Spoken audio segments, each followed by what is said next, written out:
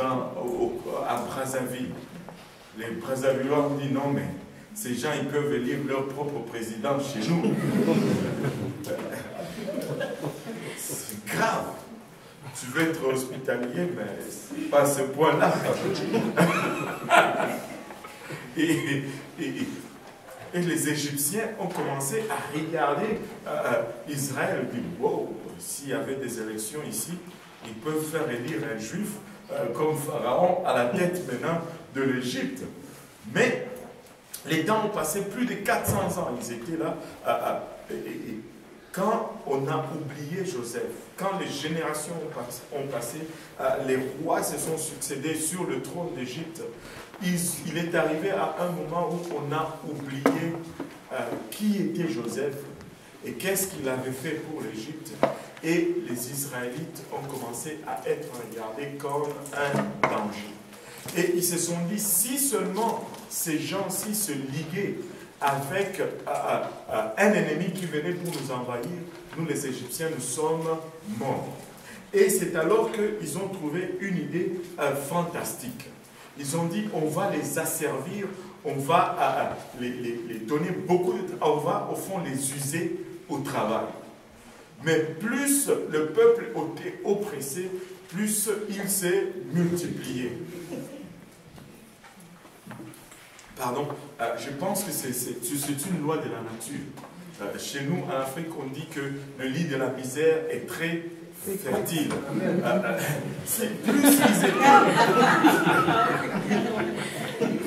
Plus ils étaient oppressés, plus ils se multipliaient.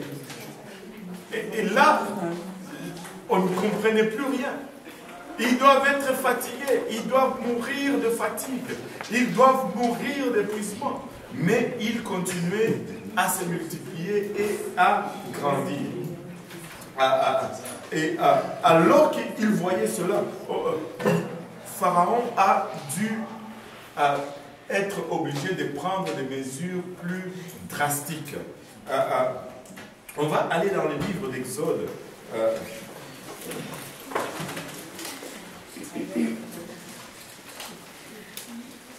Chapitre 1. On va le lire à partir du verset 8. Au nom de Jésus. Il s'éleva sur l'Égypte un nouveau roi qui n'avait point connu Joseph. Il dit à son peuple, voilà les enfants d'Israël qui forment un peuple plus nombreux et plus puissant que nous. Allons, montrons-nous habiles à son égard, empêchons qu'il ne s'accroisse et que s'il survient une guerre, il ne se joigne à nos ennemis pour nous combattre et sortir ensuite du pays. Et l'on établit sur lui des chefs de corvée, afin de l'accabler de travaux pénibles. C'est ainsi qu'il bâtit les villes de Pithom et de Ramsès pour servir de magasin à Pharaon. Mais plus on l'accablait, plus il multipliait et s'accroissait. Et l'on prit en aversion les enfants d'Israël. Alors les Égyptiens réduisirent les enfants d'Israël à une dure servitude. Il leur rendit la vie amère par de rudes travaux en argile et en briques et par tous les ouvrages des champs. Et c'était avec cruauté qu'il leur imposait toutes ces charges. Fais une pause. Là, plus on les accable, plus ils se multiplient. C'est comme si tu veux tuer quelque chose, plus ça se multiplie. Maintenant, après avoir vu cela, le roi d'Égypte dit non, on doit faire maintenant des mesures draconiennes. Verset 15, on continue. Le roi d'Égypte parla aussi aux sages-femmes des Hébreux, nommées l'une Shifra et l'autre Pua. Il leur dit, quand vous accoucherez les femmes des Hébreux et que vous les verrez sur les sièges, si c'est un garçon, faites-le mourir. Si c'est une fille, laissez-la vivre. Mais les sages-femmes craignirent Dieu et ne firent point ce que leur avait dit le roi d'Égypte. Elles laissèrent vivre les enfants. Le roi appela les sages-femmes et leur dit, pourquoi avez-vous agi ainsi et avez-vous laissé vivre les enfants? Les sages-femmes répondirent à Pharaon, c'est que les femmes des Hébreux ne sont pas comme les Égyptiennes. Elles sont vigoureuses et elles accouchent avant l'arrivée de la sage-femme. Dieu fit du bien aux sages-femmes et le peuple multiplia et devint très nombreux. Parce que les sages-femmes avaient eu la crainte de Dieu, Dieu les fit prospérer leur maison. Alors Pharaon donna cet ordre à tout son peuple. Vous jetterez dans le fleuve tout garçon qui naîtra et vous laisserez vivre toutes les filles. Ben, là la sentence tombe. Il dit aux sages-femmes, allez voir les femmes des Hébreux, quand elles accouchent, si c'est un garçon, vous le tuez. Si c'est une fille, vous la laissez vivre. Et là, les sages-femmes regardent d'un côté Dieu, d'un côté Pharaon, voient que Dieu, au-dessus de Pharaon, dit non, on ne va pas aller dans cette histoire. Mais quand elles sont appelées au rapport, elles disent, ben, ce n'est pas de notre faute. Les femmes des Hébreux sont fortes. Vous savez, les enfants de Dieu sont toujours forts. Amen. Et elles accouchent avant que nous arrivions. Le temps que nous arrivons, le bébé est déjà sorti. Qu'est-ce que nous, on peut faire? Pharaon dit, si c'est comme ça, on va passer à une autre vitesse. Il dit, à partir de maintenant, tout bébé garçon qui va naître parmi les Hébreux va être jeté dans le fleuve Nil. Ben. Et là, il y avait maintenant des patrouilles de soldats égyptiens. S'ils voyaient une maman avec un bébé, hey, enlève la couche. Si c'est un garçon, Nil. Si c'est une fille, c'est correct. Et vous voyez, ce n'était pas une situation agréable.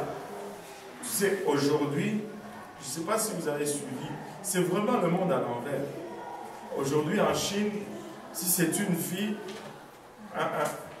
on jette. Si c'est un garçon, on garde. On a trouvé même un enfant dernièrement dans un tuyau, là. Dans un tuyau de toilette. Extraordinaire. Oui, Solange, tu voulais dire?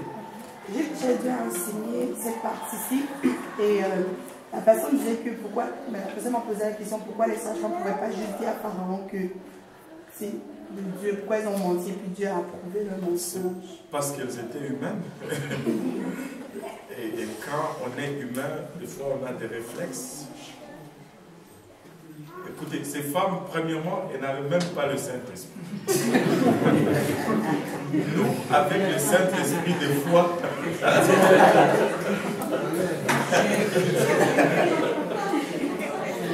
Moi, je ne peux pas les traiter durement, ces femmes. Déjà qu'elles ont risqué leur vie. Dieu n'approuve pas leurs mensonges. Loin de là. Dieu n'approuve pas le mensonge. Mais malgré qu'elles ont menti, elles ont choisi un bon côté. Alors ça, ce n'est pas une raison pour commencer à mentir. Si tu mens, ben, tu es coupable de ton mensonge quand même. Et cela ne veut pas dire que Dieu n'approuve pas un mensonge. Mais montre-moi un seul homme de Dieu qui a marché toute sa vie droit sans avoir commis un seul péché. On peut commencer par Adam, Ève, Noah, Abraham, Isaac, Jacob, tous, ils ont eu leur moment de faiblesse. Mais tu sais quoi? C'est dans nos faiblesses que sa force se manifeste. Et on ne va pas approuver le mensonge, mais on va reconnaître leur geste de bravoure. Parce que Pharaon pouvait dire vous êtes des menteurs. Allez, à mort, parce que vous n'avez pas fait ce que je vous ai demandé de faire.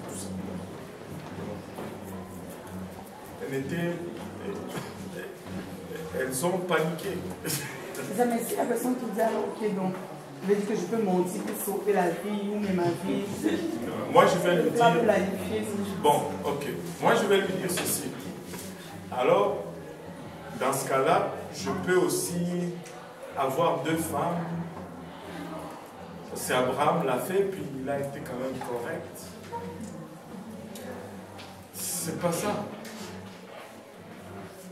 C'est pas ça. C'est pourquoi j'aime la Bible. Parce que la Bible pouvait juste ne pas nous dire cela.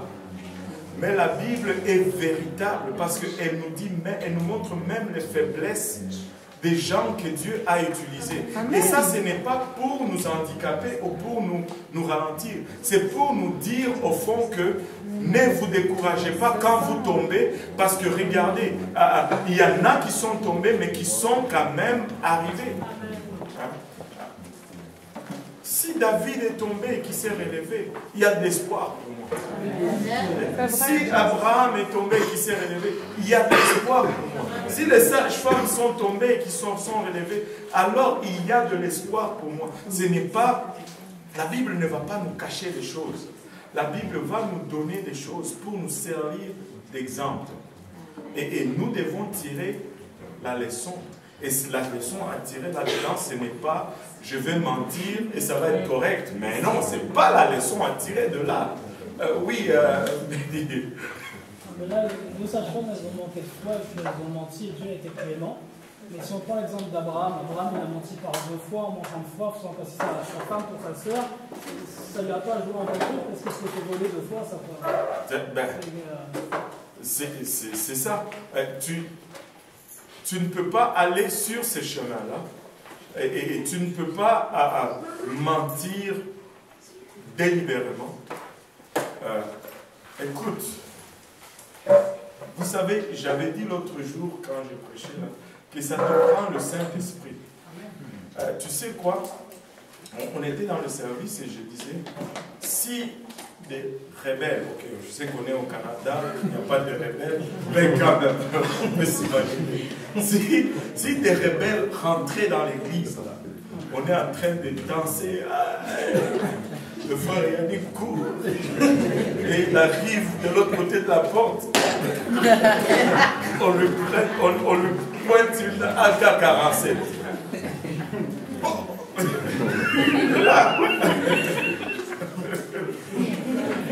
Et là, ils disent, ceux qui veulent Jésus-Christ, allez de ce côté. Ceux qui ne veulent pas Jésus-Christ, de l'autre côté. Au fond, ceux qui veulent Jésus-Christ, on va vous faciliter la chose. On va vous arranger un rendez-vous tout de suite.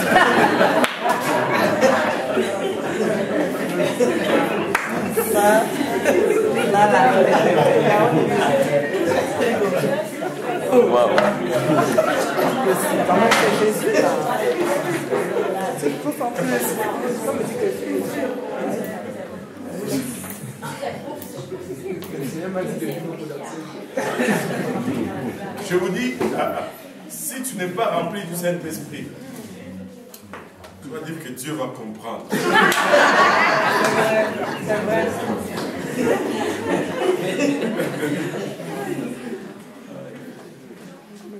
Peut-être que les sages-femmes se sont dit que Dieu va comprendre. Ce n'est pas... On ne va pas mentir, reste un péché.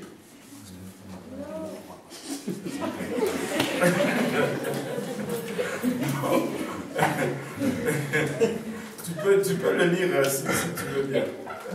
Romains 3, à partir du verset 5. Mais si notre injustice établit la justice de Dieu, que dirons-nous? Dieu est-il injuste car il déchaîne sa colère de part à la manière des hommes? Loin de là, autrement, comment Dieu jugerait-il le monde? Et si par mon mensonge, la vérité de Dieu éclaire davantage pour sa gloire, pourquoi suis-je moi-même encore jugé comme pécheur? Et pourquoi ne ferions-nous pas le mal afin qu'il en arrive du bien, comme quelques-uns qui nous calomnient prétendent que nous le disons? La condamnation de ces gens est juste.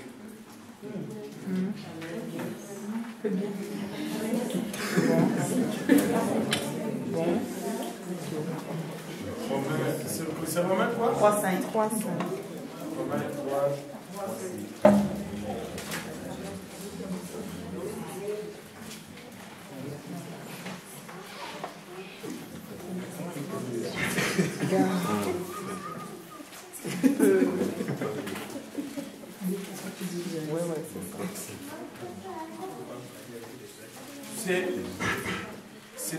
Très souvent, c'est facile quand on le regarde par rapport aux autres. Je me rappelle, c'était, je ne sais plus dans quelle étude, quelqu'un me disait, mais alors, Abraham a péché. Et David a péché. Je dis, mais attends un peu. Et nous, nous ne pouvons pas prétendre que nous ne tombons pas. Mais oh, que nous nous appuyons sur la grâce de Dieu. Mais si notre injustice établit la justice de Dieu, que dirons-nous? Dieu est-il injuste quand il déchaîne sa colère? Je parle à la manière des hommes, loin de là. Ce n'est pas parce que le mensonge de la femme a établi la justice de Dieu que ce mensonge est justifiable. Au fond, c'est ce qu'il veut dire. Amen. Les résultats, on s'en réjouit, mais le mensonge ne peut pas être justifié parce que si nous justifions ce mensonge, nous parlons selon les hommes.